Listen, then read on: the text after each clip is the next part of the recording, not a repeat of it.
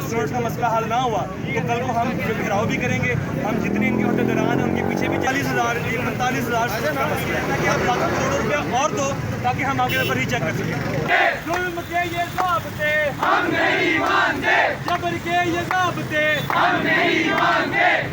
इसके बाद उन्होंने जो रिजल्ट दिए हैं इंतहाई अनफेयर है, नाकाबिले कबूल हैं। और यहाँ पे जो लाहौर के स्टूडेंट खड़े हैं ये वो तालिब इल्म है जिनको स्कूल में होना चाहिए, कॉलेजेस में होना चाहिए, अपनी क्लासेस में होना चाहिए। ये वो सारा कुछ छोड़ कर यहाँ पे खड़े हुए हैं, अपना हक मांग रहे हैं कि कैम्ब्रिज ने ज्यादती की है। और हमारा यहाँ पे मुतालबा है कि कैम्ब्रिज वालों को ये हम पैगाम देना चाहते हैं कि अगर हमारा स्टूडेंट्स का मसला हल ना हुआ तो कल को हम घिराव भी करेंगे। हम जितने इनके अहदेदारान हैं उनके पीछे भी जाएंगे। ये सिर्फ यहाँ पे तक बात नहीं रुकेगी, ये बात आगे जाएगी। अगर हमारे में कितने स्टूडेंट्स हैं जिनके साथ ये 45,000 का मसला है। और ये सारे वो स्टूडेंट्स हैं जो मैं बार बार आपको बता रहा हूँ, ये हमारे मुल्क का फ्यूचर है, इन्होंने हमारे मुल्क को संभालना है।